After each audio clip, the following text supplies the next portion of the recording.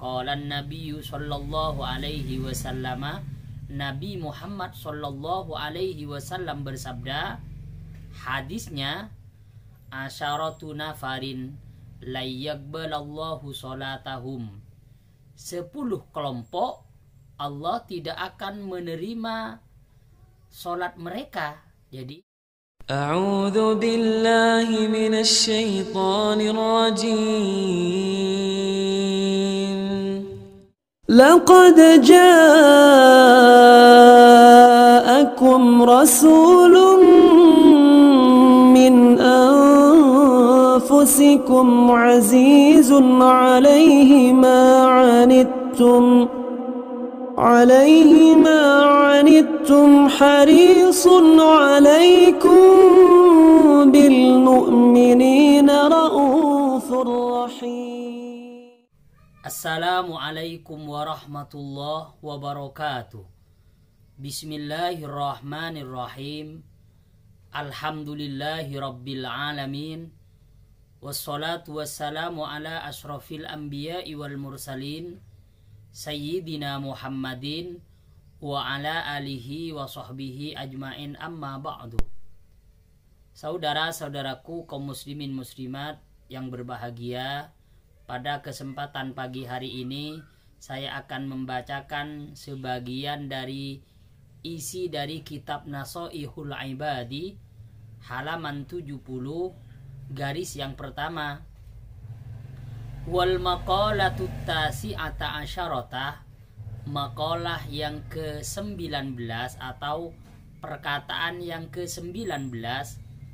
Qala Nabi sallallahu alaihi wasallam, Nabi Muhammad sallallahu alaihi wasallam bersabda, hadisnya, asyaratu nafarin la yaqbalallahu salatahum, 10 kelompok Allah tidak akan menerima salat mereka. Jadi wahai saudara-saudaraku yang berbahagia, jadi sabda Rasulullah yang ingin disampaikan Rasulullah kepada umatnya, kepada para sahabatnya, bahwa ada 10 kelompok yang sholatnya tidak diterima oleh Allah subhanahu wa ta'ala. Serajin apapun dia beribadah, sebanyak apapun sholat yang dia lakukan, maka tidak akan diterima oleh Allah subhanahu wa ta'ala. Siapa saja 10 kelompok yang tidak diterima sholatnya? Yang pertama, rajulun shalla wahidan bighairi qiraatin. Yang pertama, seorang laki-laki yang sholat sendirian, ay mumfaridan, sholat sendirian, tidak menjadi makmum, bighairi qiraatin, tapi dia tidak membaca lafaz apapun di dalam sholatnya. Jadi Allahu Akbarnya tidak jelas, baca Fatihahnya enggak jelas, enggak dibaca, pokoknya hanya diem saja di dalam sholatnya. Yang demikian, sebanyak apapun ibadah yang dilakukannya tidak akan diterima oleh Allah subhanahu wa ta'ala. Kenapa tidak diterima? Karena tidak sesuai dengan perintah Allah dan apa yang disampaikan oleh Rasulullah Shallallahu Alaihi Wasallam. Beda jika orang yang sholat itu menjadi makmum. Masih ada 2 perbedaan. Bahkan di sini dijelaskan, wattafaqal imamu Abu Hanifah wa ashabuhu. Imam Abu Hanifah dan sahabat-sahabatnya mufakat, wal imamu Malikun dan Imam Malik, wa Ahmad bin Hambalin dan Imam Ahmad bin Hambal radhiyallahu anhum, semoga Allah meridhai mereka semuanya.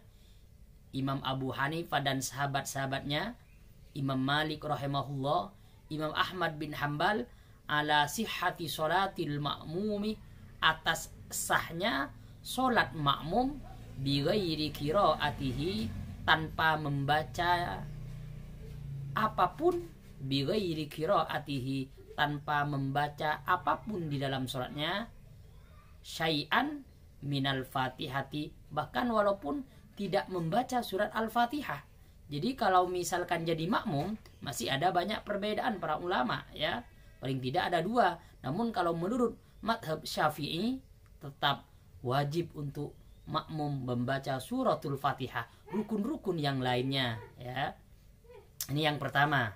Jadi wahai saudara-saudaraku yang berbahagia, solat yang tidak akan diterima yang pertama adalah orang yang melaksanakan solat namun dia solat sendirian, tidak membaca apapun ketika dia melaksanakan solat. Yang kedua, warajulun la yu'addi zakata, seorang laki-laki yang tidak membayar zakat. Ay la yakhruju ma yajibu ikhrajuhu, dia tidak mengeluarkan apa yang wajib kepadanya, minal amwaliz zakawiyati, dari harta-harta yang wajib diberikan zakat, dikeluarkan zakatnya ila mustahiqihi, kepada orang yang berhak untuk menerimanya. Bahkan qala Allah Ta'ala, Allah Subhanahu wa taala berfirman, a'udzubillahi minasyaitonir rajim, wa wailul lil musyrikin alladzina la ya'tuna zakata. Neraka wail, jurang yang sangat dalam, yang di dalamnya dipenuhi dari api neraka, bagi orang-orang musyrik. Siapa orang musyrik? Alladzina la yu'tuna zakata, orang-orang yang tidak mau membayar zakat. Fasammahumullahu musyrikina, jadi orang yang tidak mau bayar zakat, maka Allah memberikan nama kepada mereka sebagai orang musyrik. Jadi itulah dua di antara solatnya yang tidak akan diterima. Yang pertama, orang yang solat sendirian tidak membaca apa saja di dalam solatnya. Yang kedua, orang yang tidak mengeluarkan zakat yang diwajibkan oleh Allah Subhanahu wa taala. Hanya ini yang dapat saya sampaikan. Semoga ada manfaatnya.